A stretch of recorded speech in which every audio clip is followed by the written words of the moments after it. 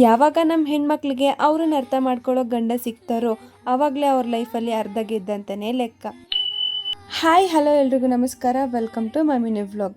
ಇವತ್ತಿನ ವ್ಲಾಗು ನಿನ್ನೆ ನೈಟಿಂದನೇ ಶುರು ಮಾಡ್ಕೋತಾ ಇದ್ದೀನಿ. ನಾನು ಮೊದಲೇ ಮೆನ್ಷನ್ ಮಾಡಿದಾಗಲೇ ನಮ್ಮ ಹೆಣ್ಮಕ್ಳಿಗೆ ತಾವು ಏನೂ ಕೂಡ ಎಕ್ಸ್ಪ್ರೆಸ್ ಮಾಡ್ದಲೆ ಅವ್ರು ಯಾವ ಪೊಸಿಷನಲ್ಲಿ ಇದ್ದಾರೆ, ಏನು ಫೀಲ್ ಮಾಡ್ತಾ ಇದ್ದಾರೆ, ಅವ್ರ ಮೈಂಡಲ್ಲಿ ಏನು ಪ್ರೋಸೆಸ್ ಆಗ್ತಾ ಇದೆ ಅಂತ ತಾವೇ ಅರ್ಥ ಮಾಡ್ಕೊಳ್ಳೋ ಲೈಫ್ ಪಾರ್ಟ್ನರ್ ಸಿಕ್ಕಿದ್ರೆ ಅಲ್ಲಿಗೆ ನಮ್ಮ ಹೆಣ್ಮಕ್ಳು ಅರ್ಧ ಜೀವನದಲ್ಲಿ ಗೆದ್ರು ಅಂತಾನೆ ಅರ್ಥ. ನಾನೇನಕ್ಕಪ್ಪ ಇಷ್ಟೊಂದೆಲ್ಲ ಫಿಲಾಸಫಿ ಹೇಳ್ತಾ ಇದ್ದೀನಿ ಅಂತ ನೋಡ್ತಾ ಇದ್ದೀರಾ, ಅದಕ್ಕೂ ಒಂದು ಕಾರಣ ಇದೆ, ಹೇಳ್ತೀನಿ. ನಾನು ನೆನ್ನೆ ಕ್ಲಾಸ್ ಮುಗಿಸ್ಕೊಂಡು ಬಂದು ಸಿಕ್ಕಾಬಟ್ಟೆ ಟಯರ್ಡ್ ಆಗಿತ್ತು, ನಿದ್ದೆ ಬರ್ತಾಯಿತ್ತು ಅಂತ ಮಲ್ಕೊಂಡಿದ್ದೆ. ಹಾಗೆ ನೈಟ್ ಎದ್ದ ಮೇಲೆ ಕ್ಲಾಸಿಗೆ ಪ್ರಿಪೇರ್ ಆಗಬೇಕಾಗಿತ್ತು, 2 ಕ್ಲಾಸ್ ತಗೊಳ್ಳೋದಿತ್ತು ಅಂತ ಅದಕ್ಕೆ ರೆಡಿ ಆಗೋಣ ಅಂತ ಕೂತಿದ್ದೆ. ಸ್ವಲ್ಪ ಸ್ಟ್ರೆಸ್ಫುಲ್ ಅಂತಾನೆ ಅನ್ನಿಸ್ತಾ ಇತ್ತು. ಇನ್ನೊಂದು ಕಡೆ ನಮ್ಮ ಸಾಹೇಬ್ರು ನನ್ನ ಆ ಸಿಚುವೇಶನ್ ನಾನೇನು ಹೇಳ್ದಲೆ ಅದನ್ನು ಅರ್ಥ ಮಾಡಿಕೊಂಡು ಅವರೇ ಅಡುಗೆ ಮಾಡ್ಕೊತೀನಿ ಅಂತ ಅಡುಗೆ ಮನೆಗೆ ಹೋಗಿ ಇದ್ದಿದ್ದ ರೈಸ್ಗೆನೆ ಟೊಮೊಟೊ ಗೊಜ್ಜನ್ನ ಪಟ್ ಅಂತ ನೋಡೋದ್ರೊಳಗಡೆ ಪ್ರಿಪೇರ್ ಮಾಡೇ ಬಿಟ್ರು. ನಾನು ಪ್ರಿಪೇರ್ ಆಗಿ ಎಲ್ಲ ಮುಗಿದ ತನಕನೂ ವೆಯ್ಟ್ ಮಾಡಿ ಇಬ್ರು ಕೂಡ ಒಟ್ಟಿಗೆ ಕೂತ್ಕೊಂಡು ಊಟ ಮಾಡಿದ್ದಾಯ್ತು.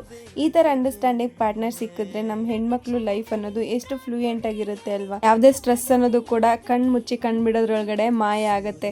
ದೇವರಿಗೆ ನಾನು ಇದಕ್ಕೊಂದು ಥ್ಯಾಂಕ್ ಯು ಹೇಳಲೇಬೇಕು. ಇನ್ನು ಮಾರ್ನಿಂಗ್ ಆ್ಯಸ್ ಯೂಶುವಲ್ ನನ್ನ ರೊಟೀನ್ ಶುರು ಆಯಿತು. ಇನ್ನು ವಾರಕ್ಕೆಲ್ಲ ರೆಡಿ ಮಾಡಿಕೊಟ್ಟು ಸೀದಾ ತಿಂಡಿ ಮಾಡೋಣ ಅಂತ ಅಡುಗೆ ಮನೆಗೆ ಬಂದೆ. ತಿಂಡಿಗೆ ಇವತ್ತು ಚಪಾತಿ ಮಾಡ್ಕೋತಾ ಇದ್ದೆ.